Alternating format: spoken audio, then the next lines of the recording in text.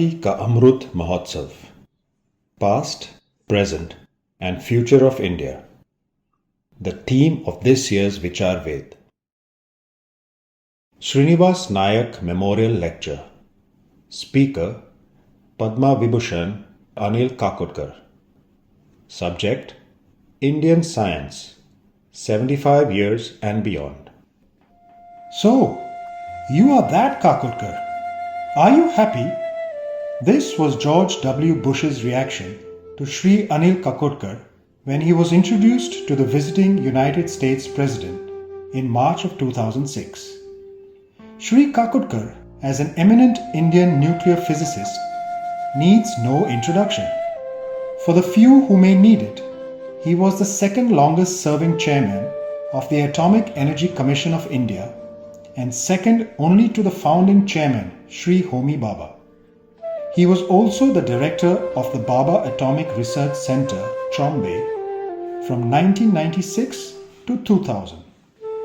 Sri Kakodkar not only has 60 years long association with the atomic energy program in India, but has also played a major role in India's nuclear tests and is a champion of adopting thorium as a fuel for the atomic reactors to promote India's self-reliance.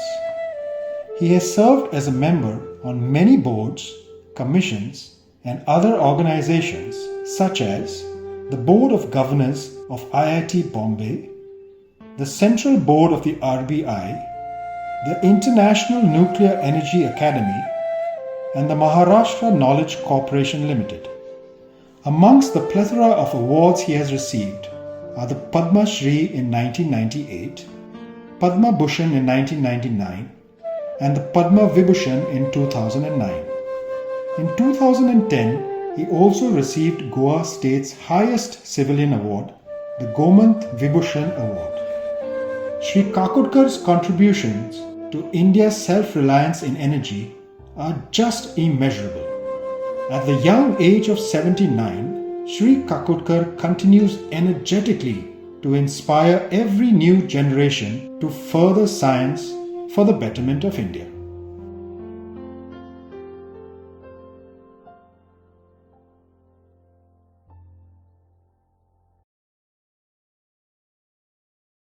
Let me express my gratitude for this opportunity to be a part of Vichar Vedh, to be a part of Gomant Vidya Niketan activities, and to be a part of this discussion to think about India yesterday, today, and tomorrow. What I intend doing is to essentially sort of deal with this subject, but essentially from the perspective that I have been exposed to, and so as we all know, the human evolution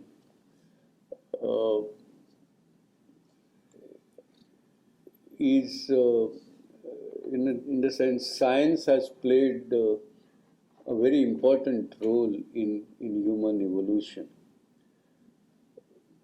You may recognize some things as part of the formal science, some other things not a part of formal science. But the fact remains that what distinguishes humans from other members of animal kingdom is the ability of humans to think at a much higher level compared to what animals by and large are capable of. They also have a brain, humans also have a brain, but human capability is way above And so we have, as humans, we of course are a part of animal kingdom, so there are animal instincts in all of us, we like it or not. But more than that, humans have observed nature. Humans have tried to understand nature. Humans have tried to create uh, different different ways of creating comforts, different ways of creating resources, different ways of value addition. Now, these are terms which only humans are capable of. Other animals have not been able to do so. And so that is at the root of, whether it is ability to light fire, whether it is ability to create machines, and now whether it's an ability to create artificial intelligence in contrast to human intelligence. All that is a creation of human ability to think, and that's what science is about. Of course, it's an organized way of doing things, but that is how human capability has increased leaps and bounds over a long period of time. And so, science has been there. Part of it may be formal science as we know, and part of it may be sort of, we may not recognize that as science, but it has acted. And then many times we talk about India had great traditional knowledge. We have a lot of tradition in terms of several things. One of the examples we can see is the to look at medicinal plants and treat, or there are traditions from the days of Charaka and Sushruta and all. So, what to call as traditional science and what to call as the modern science is another. I don't want to get into that, but the fact is that we are all at this stage because of science, one way or the other. Now, as a civilization, India has had very, very rich civilization, very enlightened thinkers. And so, if you look at till around the year 1700, which is roughly synonymous with agrarian era, India's GDP was the largest compared to any other country in the world. And in fact, the earlier part, there are many countries like United States didn't even exist. But then, around 1700 and beyond, for a variety of reasons, it could be that the agrarian era changed to industrial era because that's where the dawn of industrial era took place. It could be because we were under foreign rules and a lot of exploitation was taking place, or for that matter, there are a lot of hurdles in front of Indian population to carry out that progress. Because there was, although it was agrarian era, India had lot of progress made in technology. Call it the Dhaka muslin, call it the restless wonder, the iron pillar, call it the a lot of shipping and trade that was going on from the peninsular coast, both on the east side as well as on the west side. So it was not as if India's activities were restricted to only agrarian or agriculture related. But yes, we missed the industrial revolution, the leveraging the machines and mass production and things of that kind, that we certainly that's where we kind of slowly started retracting. And if you trace that history of how the GDP in the country changed in relative terms, relative to the global GDP, it's only in 1947 when India became independent that by that time the relative GDP of the country was very low, just a few percent. And then it has started kind of going up again. And of course, we all know India's economy is progressing quite fast these days. So the point I'm making is India was on the top of the world in agrarian era. We seem to have missed out in the industrial era for a variety of reasons. Now we are in knowledge era. There is yet big paradigm change which has already taken place and is taking place. We also know that we are blessed with the demographic dividend, which is not going to last for too long, but right now we have that benefit. But the question is, can India regain its past glory? The economic progress that is taking place, can we take it to a level where India would become number one country? And clearly that can happen essentially on the basis of technology. And I'm talking about technology which is cutting edge technology. I'm talking about technology where you build technology products ahead of other countries. And the answer to that, let me state the answer up front and then I want to sort of debate that with you. The answer to that is yes and no. See, India's economy will grow and we are already in dollar purchase parity term really on the top. But whether economy being on top, because we are a large population with demographic dividend. Obviously everybody, you have so many youth, everybody is contributing something. So according to me, growth of economy is a natural thing to happen in the current circumstances. But that does not necessarily mean that the quality of life of average Indian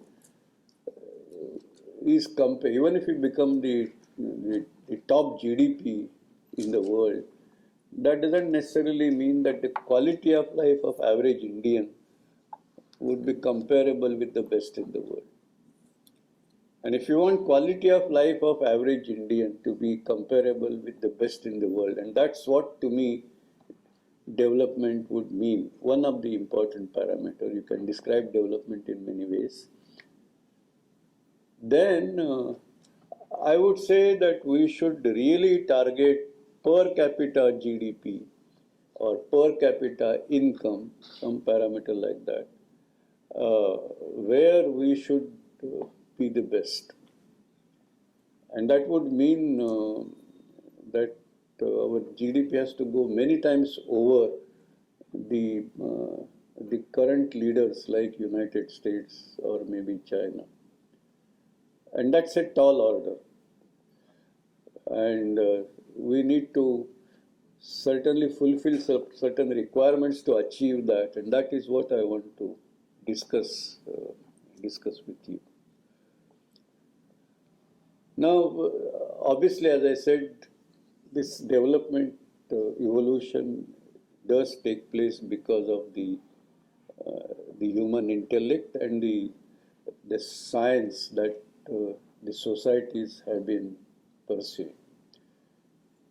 Look at Indian science. Indian science, and I'm now talking about in the modern science context. So the era of people like Sir C.V. Raman when he was in Calcutta, Satyendranath Bose, J.C. Bose, Meghnad Saha, Mahendralal Sarkar, many people describe that as the golden era of Indian science. Because that was the only Nobel Prize for scientific work done in India that India received. But at that time, in that group, there were at least 3 or 4 other people who were at the same level to get a Nobel Prize as Sir C.V. Raman. They didn't get, that's a different story, and that's a separate discussion. You don't see that today, and that's the point we need to recognize. We have great academic institutions, but if you now look at, for example, the ranking of universities, depending on the ranking, you will have Indian universities ranking at different numbers, but none of them are within 100.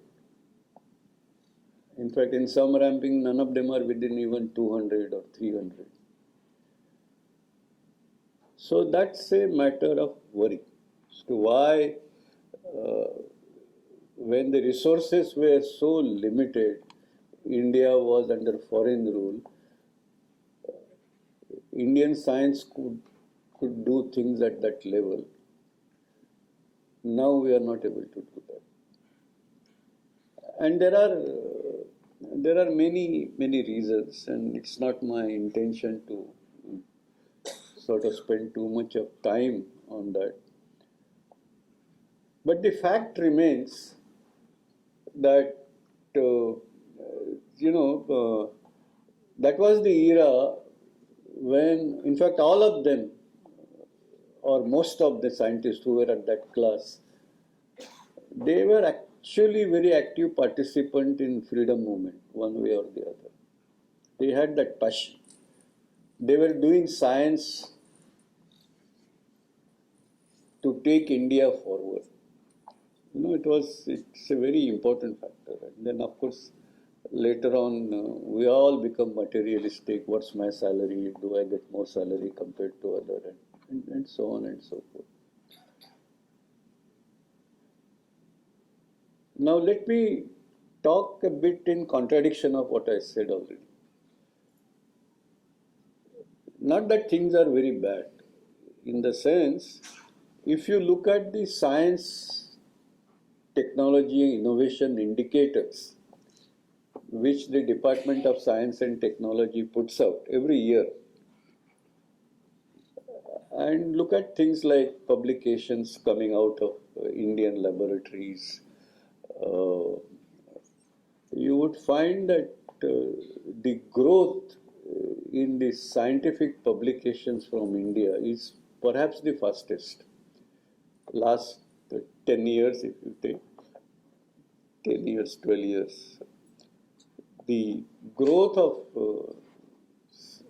scientific output from India has been, as I said, one of the fastest in the world. So then where is the problem? And the problem is most of our scientific work or scientific research is actually driven by the interests abroad. I want to do science, I want to be somebody. There are 2 ways of looking at it. One is to see what are the problems in front of our country and what are the problems that I need to solve, and do research to address those problems. But then there are challenges like you solve a problem in spite of all the difficulties you get. You will find it very difficult to get it published in international peer-reviewed journals because you are not a part of a larger team. On the other hand, it is very attractive to be a part of somebody's lab abroad, to be a collaborator of some eminent scientist abroad, to visit them, work in their laboratories, come back here and do some collaborative research. And so obviously they have good publications, good citation. But when you do that, and not that we should not do that, that's a right way, but the lacuna there is that when you do that, you are pursuing somebody else's idea. So at best you can be number two. You can't be the leader of a particular idea or addressing a particular idea. So you may be a good scientist, you may have a lot of recognition, but you can't go on the top of the table. So you neither contribute to national cause nor become the top-notch scientist in the global standard. And so I think it's important that science can happen only through collaboration is an important aspect of doing scientific research. But that does not mean that we carry somebody else's bidding. We should be doing research to address our challenges, the problems which are more important to us. And if you do that, maybe initially there will be hurdles in terms of good publication record or something. But India is a large country. We have, creating critical mass in this country is not difficult. And if we create a pool of researchers of that kind, I think it's not difficult for India to go on the top of the table. So the point is, as far as scientific research is concerned, as I say, if you really examine the data, we've been doing quite well. But in terms of being among the top, not sufficient enough. There has been that fundamental challenge. And unless we recognize that and address, this will always be a problem. Now, when you do research you do for, one is pushing the knowledge frontiers forward. It's an important aspect of doing research. An important, civilizations have grown because there has been this research, and I'm not talking about research only in science, any kind of research where you push knowledge frontiers forward is an essence of civilizational progress. Now, and that's an important part. Then you don't ask question, you've done research, what the country has gained. What is the contribution to economy? Such questions are actually irrelevant. But at the same time, the new technology which contributes to economy, which contributes to economic growth, value addition, that new technology arises out of new knowledge that you create while you push the knowledge frontiers forward. Now, this is where again a similar problem, as I described in the context of scientific research, arises when you are doing technology. If I am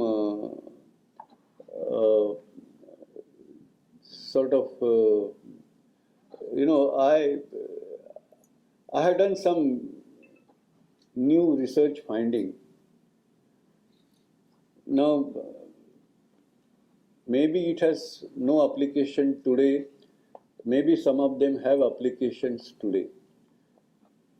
Now the question is, as a country or as a community or as a scientific group,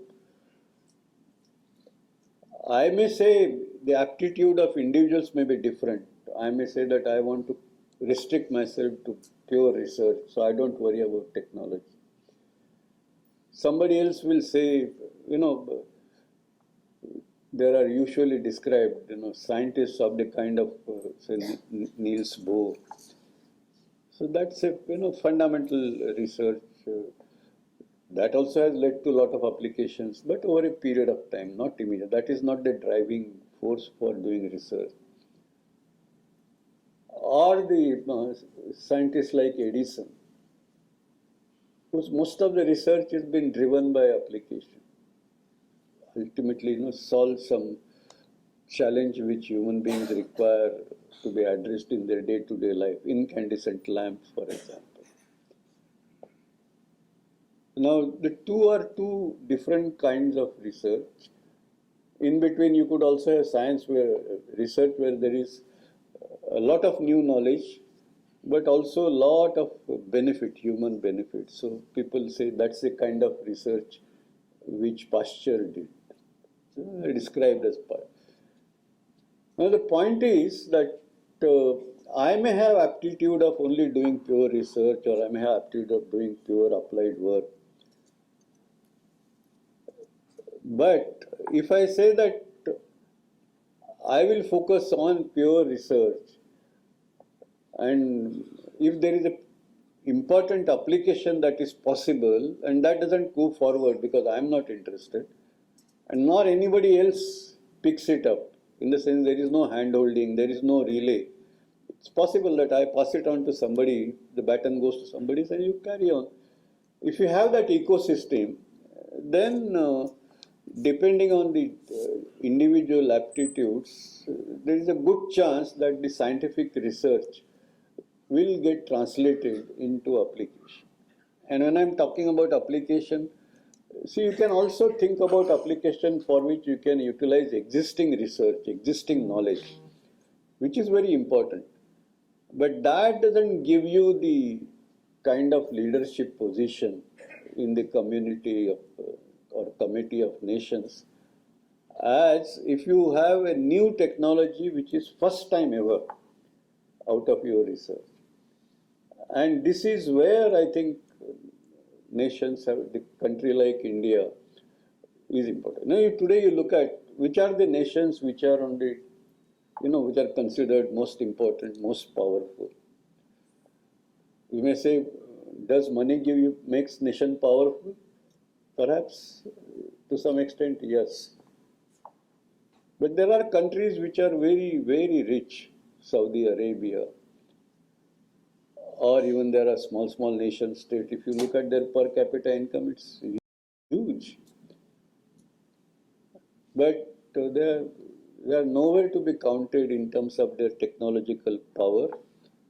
And so there is no military strength. And so they don't count in dictating terms in the global politics. Money to some extent, yes, but not yet. On the other hand, countries like United States, and now you are watching the Russia-Ukraine war, country like Russia, economically not very strong, but technologically quite strong, militarily quite strong. So the point I'm making is, you generate wealth out of technology, you generate military power out of technology, you generate power to influence the world out of your technology. But of the technology of the kind which is new technology which others haven't been able to build so far, and to be done ahead of others. And we must need to get an ecosystem where this translation of new knowledge to new technology takes place all the time. Now, for such a thing to happen, we again need to, think about it. This is actually a cultural problem. We have a lot of things in our society, or maybe I would say in our genes, where we put ourselves in silos. I am different than the others. So the question is, moment somebody else who is not like me if that person creates some new idea, I should start and collaborate with him, but I would go and pull his legs. Now, in such an environment, you can't have a, a group or a society or a country reaching the top of the table. So I think these are some of the issues that we need to address. So this is the second point, that we must go through a socio-cultural transformation to be able to translate good science that is being done into good technology ahead of others, and leverage that technology for economic growth. Let's take it a step further. Now, economic progress, for example, you don't necessarily require the top-notch technology for economic progress. So I call it the so-called development driven by principles of economics, development driven by finance.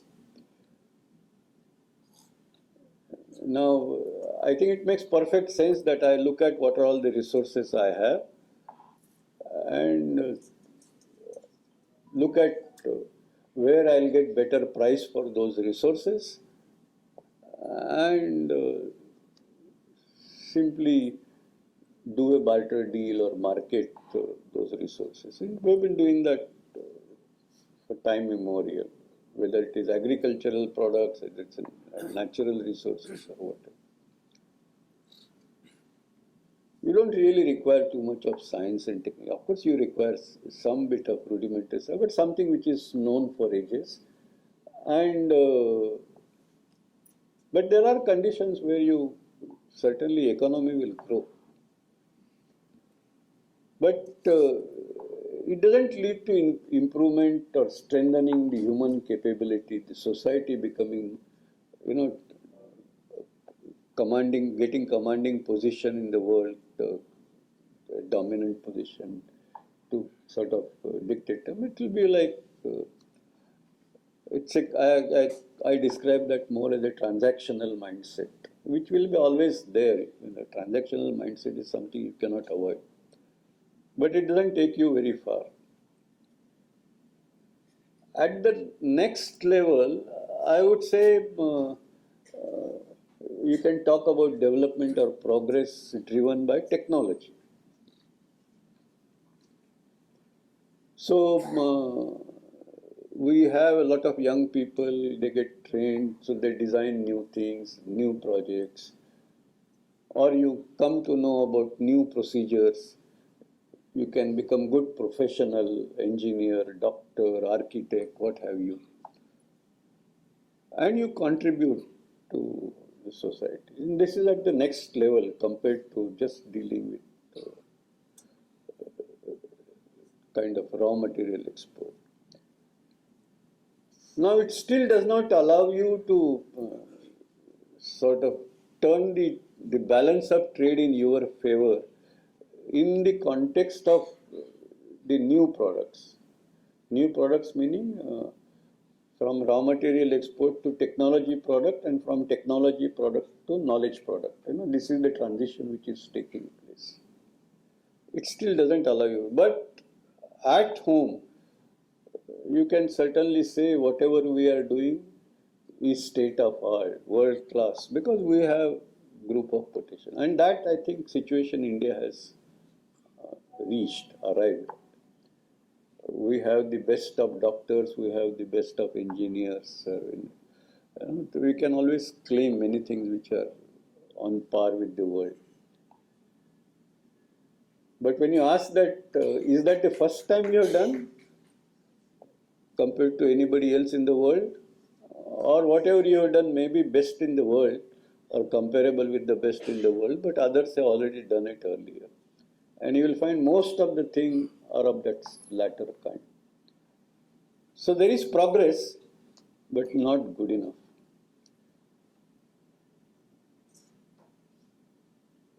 as I said in the beginning, now we are in the knowledge era. Now, so the third layer is the progress driven by knowledge. So, call it, if you have the best of professionals, you want to do something extraordinary. Today, our tendency is normally that no, but this we have not done. There is a lot of capital outlay, a lot of financial risk, so we must get consultant from abroad. And it's a sensible thing to do. But the fact is, we resort to doing that because we haven't got the adequate confidence, although we may have that knowledge. But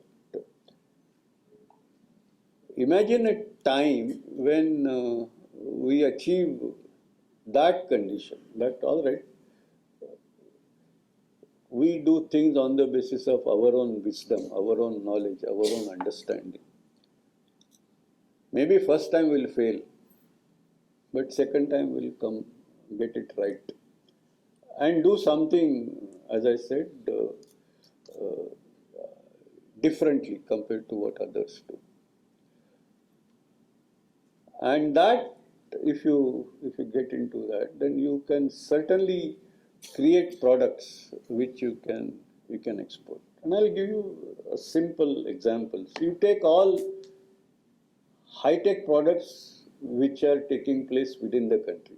Some atomic energy is one, space is another, the missile program of defense is another.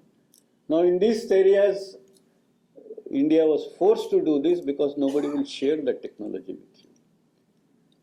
Now it has taken time. Others may have done it in 5 years, we might have taken 20 years. It has taken that time. But the fact is, today we do things better, we do things cheaper. All high-tech things that happen, whether it is Mangalyaan, Chandrayaan, building a nuclear reactor, building a missile, satellite interceptor, all these things have happened in the country. And they have happened at much, much lower cost. BrahMos today is supposed to be one of the most powerful missile in the world. Now, this is what I call knowledge-driven products. And these are products. Now, it has taken time for us to get into export market in a big way, but that also is started happening. And that should happen in all areas, and that should happen in a large scale.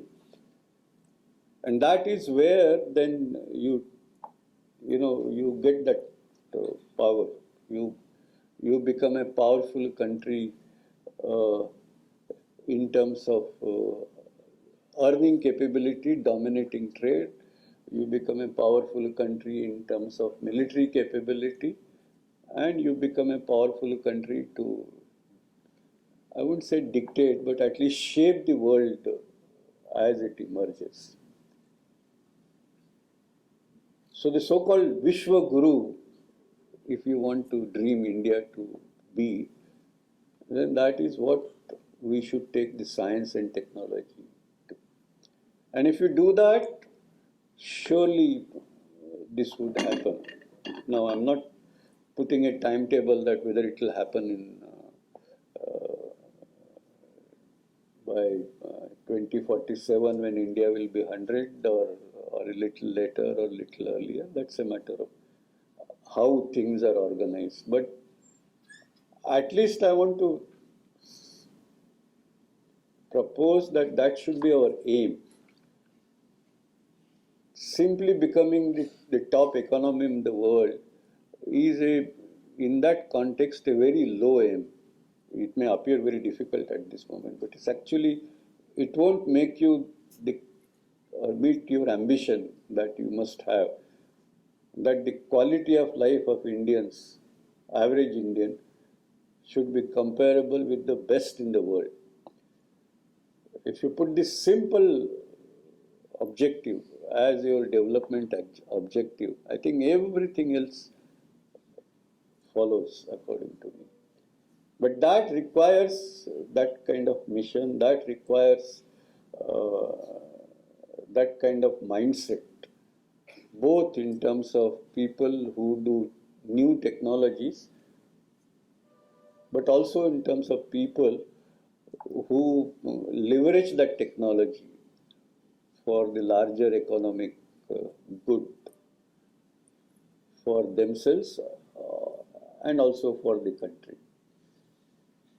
So that is the transition that that one would like to see. Now, let me take this a little further, and for example, I told you that you could make value addition or you could make economic gains on the basis of raw materials, on the basis of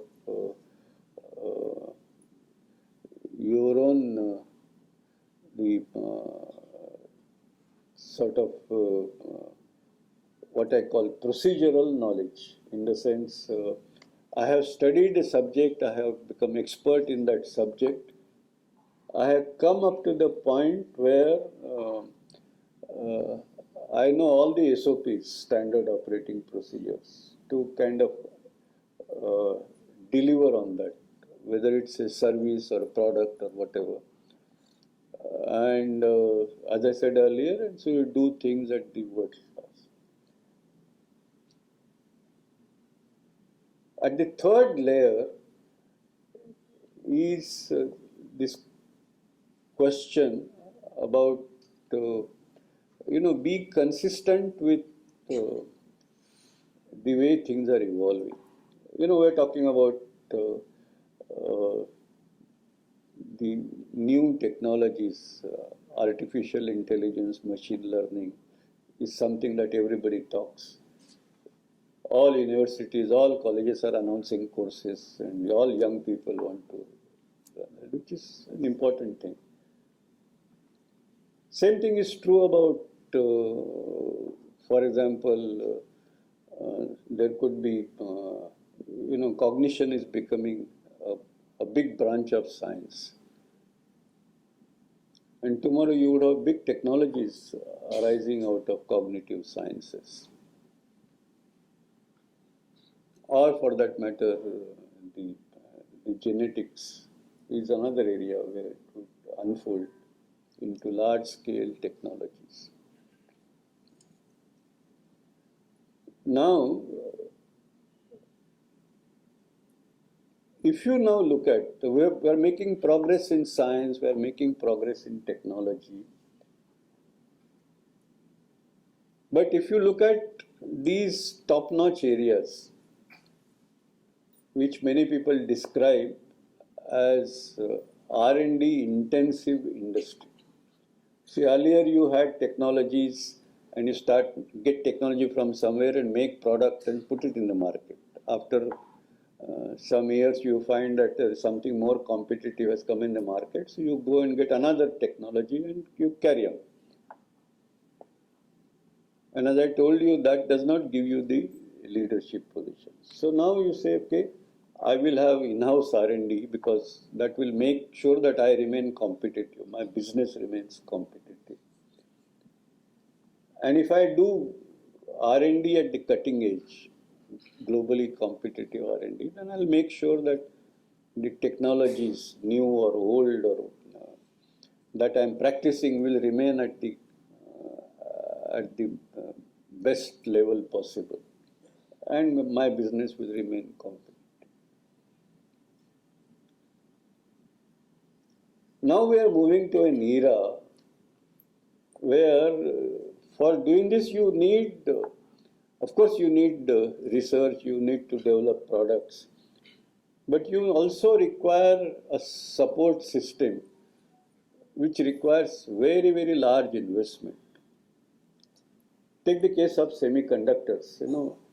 I put it to you that India has actually missed semiconductor revolution, which took place maybe 20 years ago. We completely missed it. Why? In terms of science, I think material science is a very strong area of Indian science. And they can explain to you almost everything on a, as it is happening, as some development is taking place anywhere in the world, there will be an Indian scientist who would be doing that, pursuing that, and they will explain that. So that knowledge about that was never a problem. But we missed semiconductor revolution. Because you want to do any product in semiconductor, you require a fab. And such fabs involve billions of dollars of investment. Who would make that investment? Industry would feel government should do, government would feel what is the, on what basis we do, what is the basis for government to carry out that investment. And today there is so much of distrust between business and government. So such investment, it has not taken place in India. Only now again people are talking about. Now all these new areas which I am mentioning to you, they will require such platforms. They will require such large investments. What is the chance of that investment taking place in the country? Now that will not happen unless our thinking is in the right place. So the R&D intensive industry to take shape, it requires some additional conditions. It's not just the ecosystem which I mentioned earlier, but more than that, those conditions must get fulfilled. And unless that happens, it will be very difficult. So just like we missed semiconductor revolution or microelectronics revolution, we actually missed, for example, the high temperature superconductivity. It came a big bang at time when everybody used to talk about it. In terms of industrial product, India, what has happened? Nothing. Although in terms of publication, probably India has produced maximum number of papers. Again, the same issue. So this what they call a triple helix architecture is absolutely essential for such things to happen. The triple helix architecture, the three elements are, of course, R&D is fundamentally important. But alongside, there should be industry, which not only participates in R&D, carries out a bit of investment in R&D, but also looks at creating opportunities in the commercial industrial space. And government on the third leg or third strand, where in addition to complementary investment, because industry investment by itself is unlikely to be sufficient. These are usually very large investments to be put in upfront when you don't know. So industry won't put all investment unless they know that the government is backing it up, and backing it up in the true sense, not just lip service. And government would take right policy decisions unless they know that the time has arrived. No point in making, policy making usually lags. There has to be a felt need, then only it will happen. And more than that, government has to, or public has to make investments. And what is the basis for public to make investment unless they know? So there has to be this very close working together. R&D, which tells the future, creates knowledge about the opportunities that exist, to some extent a roadmap to how to sort of translate that knowledge or opportunity into reality. And the policy making which has to go hand in hand. So unless these three entities, they work together, not in a serial manner, you do this, then I will see. That doesn't, they have to do concurrent working. Let us do it together. Let us take the risk together.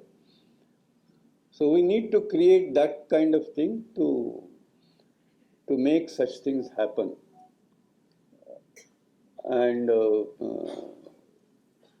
so you can imagine the challenge that we have. It happens in many countries elsewhere. It does happen. There are investments, public investments for the futuristic programs. Now, if you ask me that, you tell me that this investment will pay off, otherwise somebody's head will be chopped off, it will never happen. And see, that is the main challenge. Now, in that context, if you now ask that these are these evolving areas which may become the future of business or the real value creation in the knowledge era. And if you now say that condition in India and condition in the most advanced countries in the world, whether the gap between those most advanced countries in the world and India, the gap is increasing or decreasing. Sometimes it looks to me that that gap is actually increasing. India is progressing. India is going way ahead. And India, its economy will grow. That's a given thing according to me. But not good enough. Not good enough to give India the top rank position. And if this gap is increasing, recognize instead of getting power out of technology, you may get into vulnerabilities. And you may get into vulnerabilities of a very serious kind. For example, I'm sure some of you might have heard, even artificial intelligence. All your mobiles are an excellent example of how effective. It tells you where you went. It picks up your choices, keeps on giving you advices that maybe you want to buy this, you want to buy that, or you want to go to such and such a restaurant, try such and such cuisine. So it's actually taking control of your life. Now look at it in the larger sense. Where does the market for all this lies? The market for this lies where there is, where there are people. Where are the largest number of people? They are in India. In terms of buying power, the largest market is in India. And in terms of these products, who is going to prepare? So it is these advanced countries. And then we are getting so many products. They are all,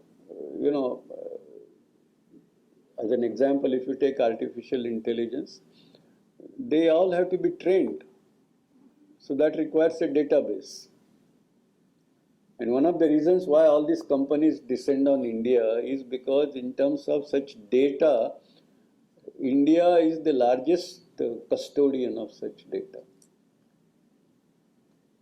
But leave that aside and just imagine that a product is trained on a Western society or an African society or South American society. And then you deploy that product here. And you will find that it's giving all the answers. But those answers will have a bias because it is trained like that. We all are social animals. We deal with a particular thing or we develop capabilities based on what we learn from our surroundings. So even AI products, if they are trained on something, they will come with a bias. So you can actually, you could create a clash of cultures of a different kind, very different kind. So this is the simplest and smallest kind of vulnerability that can arise. It could also be that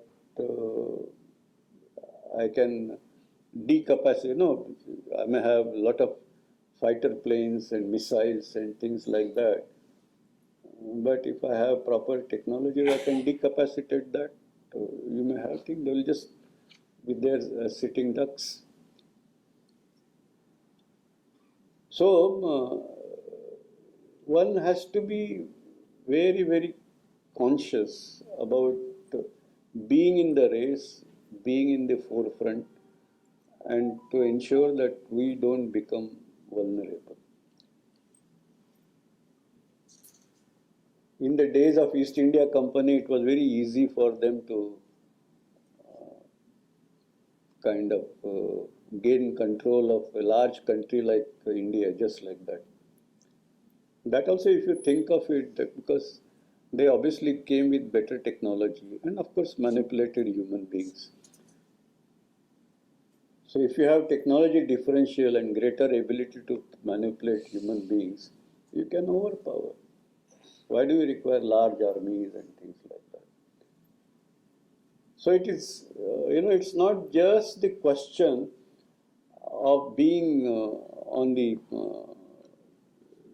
sort of, to make sure that, because this, looking at these things purely from economic lens would be very, very short-sighted. And I think we must organize our growth in scientific capability. We must organize our ecosystem where you can carry out the translation, and we must organize a very competent, robust triple helix architecture involving government, industry, academia, all working together. Today, of course, for example, between academia and industry, things are, I would say, shade better than what they were earlier, but not good enough. So, in the last leg of what I have to speak before you today, I want to talk about a few aspects as to what is it that we need to do in the context of the so-called cultural revolution which I mentioned. See, I have a cartoon. Whenever I talk with a PowerPoint presentation, let's talk about first education, then we'll go to research, and then we'll go to.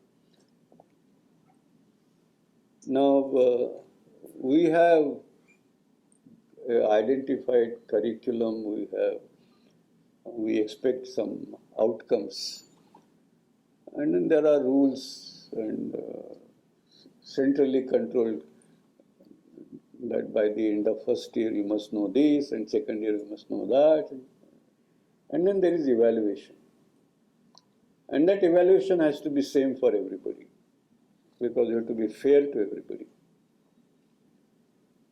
So this cartoon is essentially teachers sitting in a jungle, and his students are, there is an elephant, and there is a monkey, and there is a bird, and diverse animals, but they all have brains, so they can learn. And then the teacher says, I must give you a common test. So there is a tree, climb up. Now, how is it possible? A monkey can climb just like that. An elephant cannot. It doesn't mean that monkey is more competent than elephant. But we have created a system like that. We talk about diversity. It's such a buzzword now. In nature, we must preserve diversity. The quality of life keeps on improving as a result of diversity. We must avoid monoculture. All these things are, we all talk.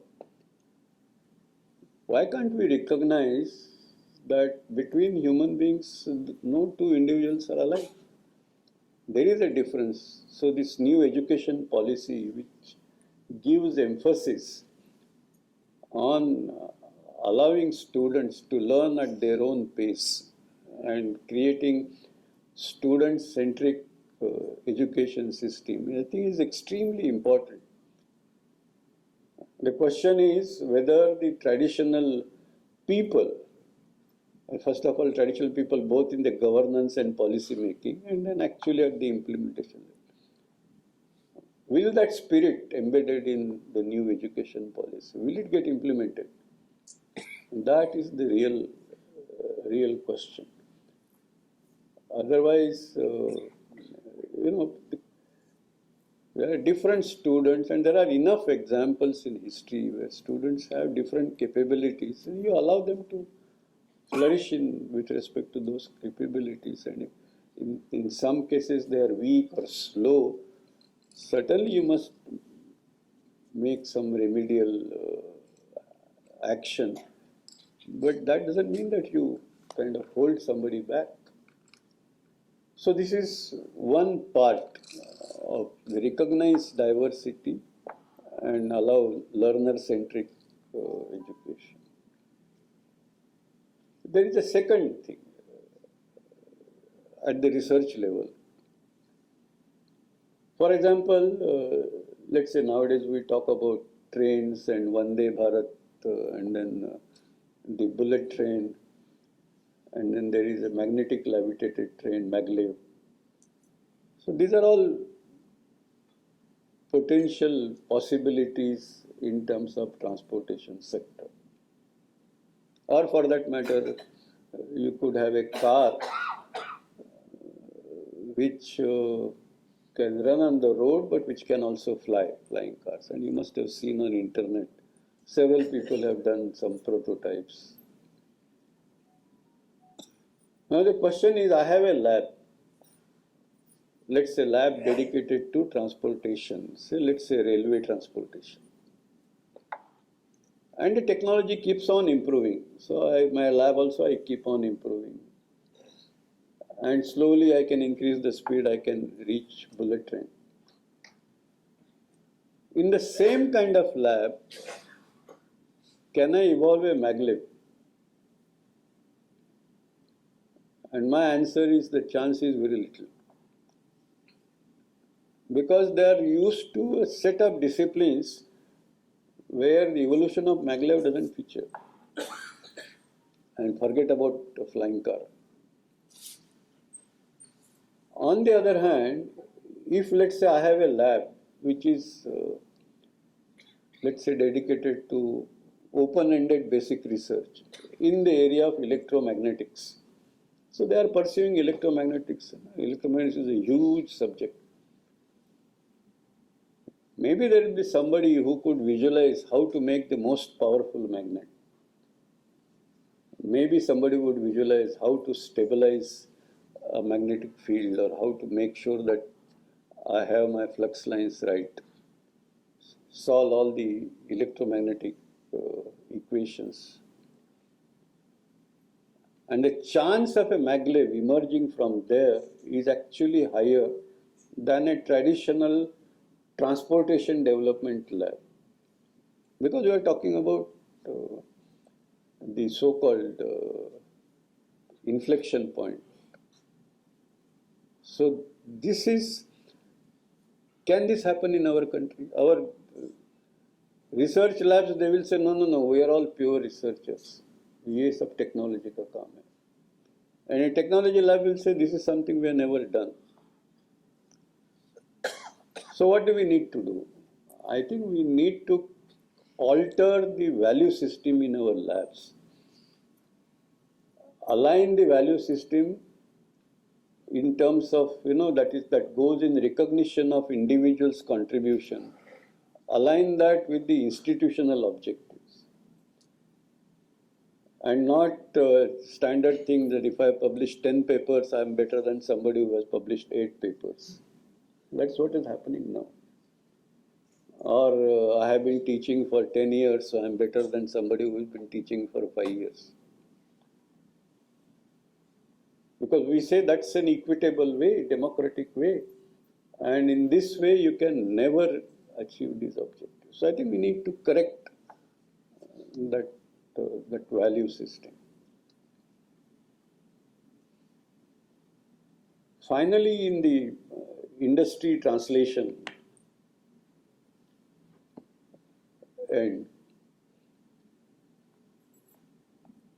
today, there is a common refrain. An academic person would say the industry fellows, they don't come forward and invest sufficiently. An industry fellow will say that, well, these academics, they don't know value of money.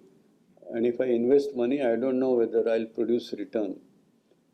And then the academic people will say, no, but you can't research, you cannot have such short-sighted thing. These are long-term things. The industry fellow will say, I don't know whether you will produce return even after 10 years or 20 years.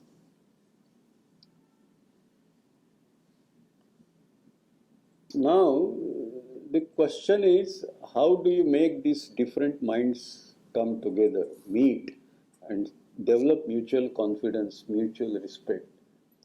This can only happen if we respect an industry person participating in research and academics, and also an academic person or a research person actually participating in industry. Today, our academics, they can't even stand on the shop floor for 5 minutes. In the sense, remaining engaged, being a part of that debate, discussion, problem solving. And vice versa. An industry person he sits in a discussion among the academics, he will be fish out of water. And that has to change. This is so I think we need to address these issues at multiple levels. But I will close by saying no use blaming individuals. I think Indians are known to be far more competent and intelligent as individuals. And this is proven time and again. You take this person and put them in a foreign lab. And if I didn't know that he's so bright, but now he's doing wonders. And that's happening because he's in that environment. We need to create that environment here. And but otherwise, I think basically the Indian mind, I believe, is actually far superior. And we have to blame ourselves why Indian mind is not able to perform in India. Indian mind is performing very well outside. That's why Americans keep giving H-1B visa to Indians on preference. Because they have a policy of talent search. And in that talent search, the most preferred people that are welcome there are Indians. So I think we need to change that to make that happen in India. So ladies and gentlemen, as we approach the centenary or the so-called Amrita Kala and beyond, I think there is every opportunity for us to regain the past glory, to be the best country in the world in multiple ways, including the strength, including the dominance, including leveraging our past heritage, new capability, shaping the world. The world is not going in the right way today, and there is certainly a need to shape. But if you are not powerful, even if you say right things, nobody would listen to you. On the other hand, if you come to the right level of capability, then the world would listen to you. And we have that ability to shape the world. So I think that is what we all should look forward to. And And I think it is possible. So earlier I said my answer is yes and no. So now let me qualify that. Say, provided we do all those things what we talked about, I think the answer is clear yes, and we look forward to that day. Thank you very much.